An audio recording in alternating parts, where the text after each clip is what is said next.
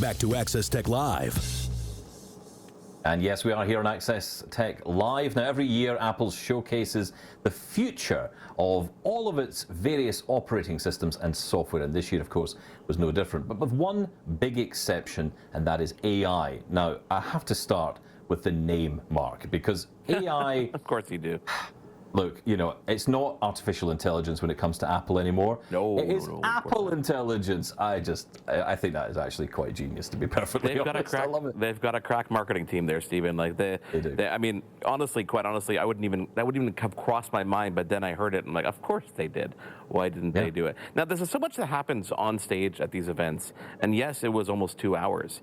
But there's a lot that happens afterwards. They break out into sessions. There are accessibility sessions, obviously AI sessions. There's awardees that are there, which we're going to be talking to in a couple of weeks. But I wanted to talk about some of the stuff that stood out to me that they might have glossed over. And one of them, to be perfectly honest, was messages via satellite. So this means that on newer devices that have that satellite connection, that SOS feature, which was available like on the Apple Watch before, will be able to actually send iMessages and text messages without cell phone reception. So if you're trapped in a canyon somewhere, or maybe across Canada when you're on your next trip, you'll actually be able to text people and say, help. I found that cool because I'm really kind of curious how that works, especially since we don't have to pay for it. Well, we don't have to pay for it yet. I'm not entirely convinced that'll be the case forever, although who knows, right? But it is interesting you mention that, because when I was traveling through Canada, I was getting that little satellite symbol on my phone a lot.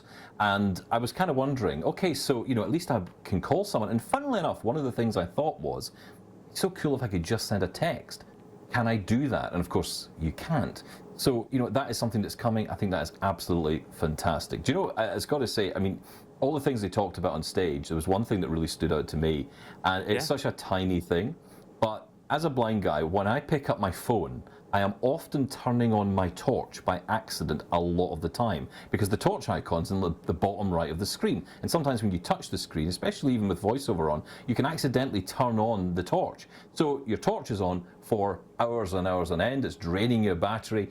Now you can swap that round. You can even change those buttons to be something else. And customization, of course, was really the theme of all of that. You could even change the icons in dark mode. Jenny was talking earlier about the joy of dark mode, being able to tint the icons. You know, you could have, for example, the yellow icons. All the icons become yellow on a dark black background, something that could be really useful to people with low vision. Let me translate a bit. Torch equals flashlight, by the way. I love that feature. Yes. Reminders and calendar is something that I've been yearning for a while. It allows you to set reminders with due dates, and it'll appear in your calendar. I actually use my calendar as my to-do list, right? So to be able to throw reminders in there and have them come up at the same time is pretty cool. You know, for instance, if you set a reminder on a specific day and time, the actual calendar event will appear there on that actual day, which is pretty cool. There was something called camera beam. You can slide your finger left and right to adjust the actual shape of that flashlight, by the way. You can actually, if you want to make it wider. Okay, so, you know, you have your flashlight on or your torch on.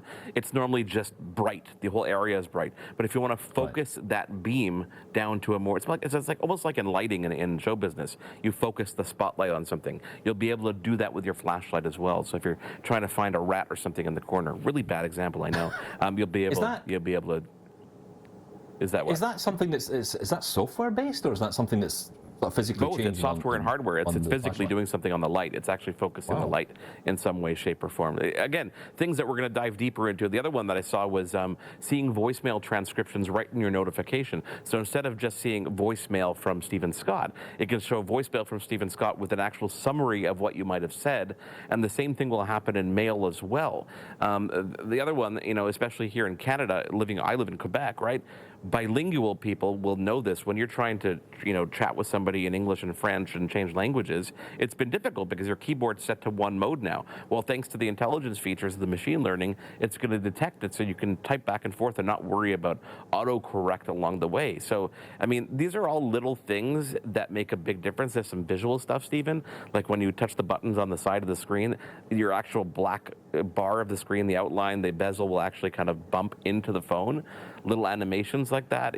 I mean, I know accessibility-wise, a lot of that stuff was talked about during Global Accessibility Awareness Day, but I'm sure that if we dig deeper into this WWDC. They always have accessibility breakouts afterwards. Have you heard anything on that line? Well, listen, I want to just touch on this because one of the things that a lot of people talk to me about are the visuals, and they say, oh, you won't really be able to benefit from that. Increasing the size of the icons, for example, on the home screen, making them large. Great for low vision people, but, would I be able to do that? Well, we got the iOS 18 beta, we tried it out, and yes, it's all accessible, even with a screen reader. It is fully accessible because all of these actions that we do, all of the little detail, the little minutiae of detail is all available through even a screen reader. I think the attention to detail that Apple puts into even mainstream features to make them accessible to us is brilliant because, of course, there are blind people out there like me who are the tech support in the family, who are helping the others. For me to be able to pick up someone else's phone, turn on a screen reader and use their device, set their device up the way they want. For my mum, for example, who really struggles with touching the screen and hitting the right point of the screen, being able to make the icons larger, that's great for her, but I can now set that up for her. And I just think that's wonderful. So yeah, there's tons of accessibility features. We'll dig into all of that, of course, over the next few weeks. We're going to get hands-on and try all this stuff out. But I think it's the fact that they really put the attention to detail into making the mainstream stuff even accessible, even if I can't necessarily benefit from it myself. The other thing I wanted to mention is, there's integration with ChatGPT, as we talked about, and OpenAI, but not exclusive. They made it very clear in a lot of post-discussion conversations that they're going to be opening it up to other language models down the road. You'll be able to use the Google Geminis of the world and the various companies out there. So it's not like this whole Google exclusive relationship that they had with search for the first several years of the iPhone. So I think that's interesting too, because they don't normally open up core operating system features to other companies. But in this particular aspect, they are going to be doing it, which I find is a little bit non-Apple-like. Very not Apple-like, but it's kind of almost, it seems to me more of an interface thing. So it's more about finding an easy way to get access to OpenAI or Google Gemini.